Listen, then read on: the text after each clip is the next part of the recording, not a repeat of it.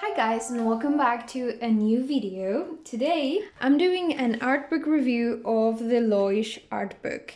I'm really excited about this. This is the second book I'm reviewing in this series, so please leave your feedback down below. Go watch the first one if you're interested in more art books, and leave me some suggestions as well if you want to see more videos like this. So let's crack open this art book, and this art book actually was on a Kickstarter. I didn't get it there, I got it on Amazon. It's also for sale on the 3D Total website, which is the one that's editing these art books for artists. The second one by Loish as well. And let's get it out. I like that it comes in this case. So this is the first art book of Loish.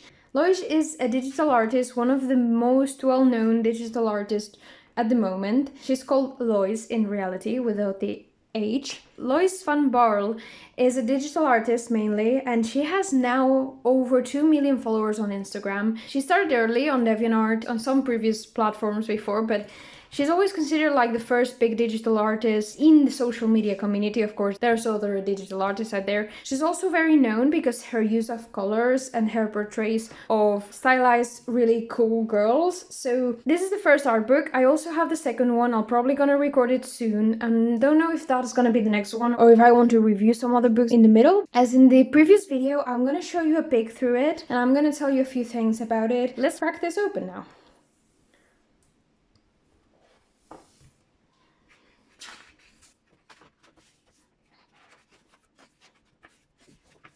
So, here Loish introduces herself, tells a bit about her beginning, how she started doing art and all of that. And initially the first chapter goes over her artistic journey. So of course she shares more about how she did it in the beginning. And basically what she did was start very little. She took some drawing classes and she drew from reality like since very young because of this. So here we can see a lot of drawings from when she was little and she was a teenager and such. You can see here that she says like 16 years old, 15 years old and such. And this is very cool because a lot of beginning artists think that artists are born like this, like, oh my god, they can suddenly do things like this and they're awesome. But no, they went through beginning stages where they did this. We all can do it, we just need to dedicate hours and time to it. And that's what Loish did. She dedicated a lot of hours to it. And she began digital artwork really soon in her life, actually. It says around here that she got a tablet around 16, and she started doing these 300 pixels by 300 pixels little square drawings. It was like in a message board or something like that, and she did this sort of small drawings and posted them there. She became sort of obsessed with it and started doing several a day. So imagine that, building up your skills. So in this first chapter she goes over her career, how she began, how she discovered digital art and such, how she studied animation actually, because she thought, as many of us are told, that art is not a career and you can't earn a living with it. So of course she had to find an alternative and she decided to study animation. Another thing about Loish is that she remakes her pieces pretty regularly. I've seen a few remakes myself. For example, this one is a remake of her, and in the next pages we have a couple of remakes of these two as well, even though they're small. Yeah, you can see them here. This one is a remake of this little one, and this one is a remake of the other one. After this, she shares a big behind the scenes at her workspace. She tells us a bit how she works with the tablet, how her process is, which is really interesting to know about an artist you admire. I really learned a lot about how she uses digital art from reading this book, reading the next book, and also from hearing her on YouTube videos and such. I don't know why, but I really love Loish rough work.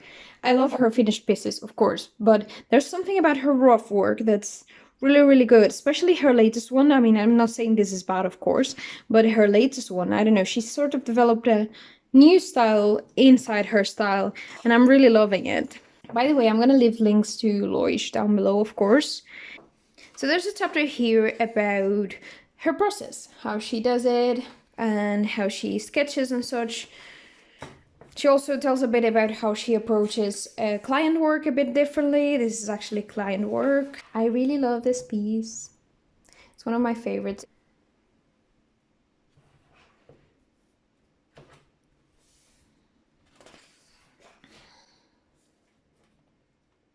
She says that a lot of her work's probably influenced by Mucha. At some point, she discovered Mucha, Alphonse Mucha, and that influenced her work a lot. So I think I should let you know that.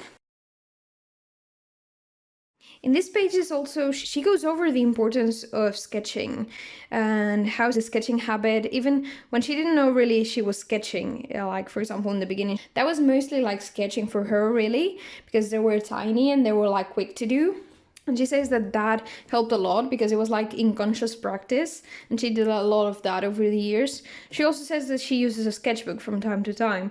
And here she talks about her stylization. A lot of people admire her for this because she has a very particular stylization of characters that's really, really beautiful. And her work is like the perfect mix between stylization and realism, and there's also the perfect mix between rough and polished work. And she actually explains this in this book because she says that she struggled a bit to find the balance between realistic and stylized. Whether if she pushed too much in one way or the other, she will easily end up with a flat image. So she fought a lot against that. And same happened with the rough and polished work. If you polish something too much, it quickly begins looking plain. A lot of people admire Loish as well for her use of color, me included, of course. I don't know how she does it, even after reading all of this, but she manages to give an ambience to her images that is just awesome.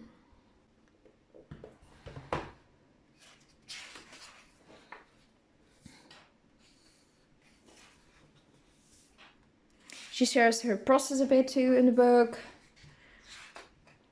I like also these books because they show you a lot of work from the artist. I mean, I've been following Loish for years, and it's true that a lot of the pieces that are here I have seen, at least the finished ones, but there's a lot of pieces that I haven't seen before, like for example this one. And it's really fun because she shows some client work that she probably wouldn't show in social media, and you know, other things that like beginning work that yes, she might share here and there, but it's not like her normal thing to share around. Another thing that I admire, because I never have enough patience for it, at least, is that I feel like Loish really practices a bit of everything. She practices a lot of animals. There's a robot, a lot of different stuff. But you know, she varies, and even though her main look is her girls, you can see a lot of variety in her work as well, and I think that also helps with her finished illustrations. Here's a lot of studies. Loish also does regularly self-portraits. All of these are self-portraits of her. She usually does one every few years.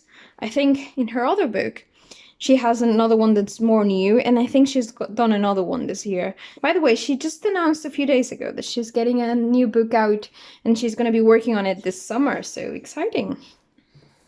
By the way, I think Loish right now, at the moment, is not doing that much client work as it is shown here. I love these concepts because this is from the Little Vampire, I think it was called. It was like for an animated film or something, but I really love the concepts because I used to love that film when I was little. The old one. I haven't seen any new ones after that, but... So I believe that Loish isn't doing as much client work as she was doing before. Mainly because I think she opened up her Patreon like a year or so ago, and she's gotten a pretty good response. She managed to do it like just with one tier. She's just sharing stuff there, tutorials and her work in progress and all of that. And she received, I think, enough support to just basically live on her own things. Of course, she probably has multiple streams of revenue with her books out and a lot of other things, but shops, prints and all of that. But you know, I think she's not doing as much client work as she was before, and she's focusing a bit more in illustration. That's why if you look at her Instagram page now, you can see a lot of more work lately. Oh, this is from a short she did a while back. She actually explains here that this was like for a final project for university, and then she sort of developed her own. I've seen the short, I think it's on her Instagram page around somewhere. I've seen it there, and it's really lovely. So if you are into what you see here, check out her short on Instagram because it's really lovely. It's called Trichrome. And it's a lot about color, and there's a lot of transition between colors. This ball sort of gives color. I don't remember exactly what happened there. And in the last part of the book, there's a couple of tutorials where she goes from start to finish on a piece, and she shows you how she does it step by step. And then also after this, she does this for a couple of pieces. I don't especially love this one. I mean, I like it, don't get me wrong. I think it's gorgeous, but I love especially the one next, this one. I don't know why, but it has some, it's a feeling it gives me, the finished piece, that I really, really love. So I love to see the process of this one.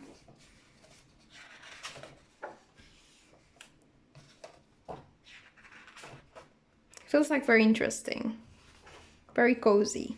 And in this last part, she has a bunch of quick tips about a bunch of stuff, really. How to draw hair, how she chooses colors, and, you know, a bit of shading and stuff. Of course, she doesn't go in depth here, but she gives you a lot of tips. And some of them were actually useful. The first time I read it, like last year or so when I got it, I was drawing in digital for a long time, and I still managed to get a bunch of cool tips from here. And, you know, it's always good to see how some artists do it, you know?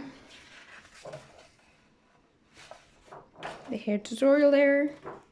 And that's all.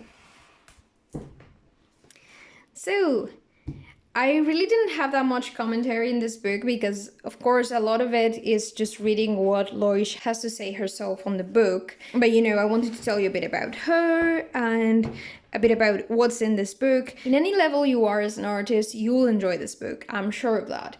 However, if you're beginning and you want to get into digital, I believe you will find a lot of useful tips here, especially on the last part with the process, step by steps, and the tips and such. But overall, in her approach to art, of course, all journeys are slightly different, but, you know, it's always good to read about an artist's journey and how they did it, and, you know, extract what might work for you as well. This was all. This was The Art of Loish. I hope you enjoyed it.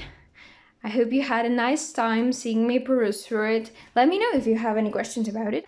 And as I said in the first video, there's gonna be another art book review in a month and a half, 2 months or so, just like it was with this. I don't want to overspam with art book reviews because this might not be the content everyone loves, but I want to do one every once in a while and show you my art book collection. Which, by the way, you're gonna have an update about my art book collection in a vlog coming out soon. So stay tuned for that if you want to see my art book collection and you want to see if there's anything else you want me to review next, and vote in the comments. So I hope you enjoyed a peek into the Art of Loish, and I'll see you on the next one. Bye!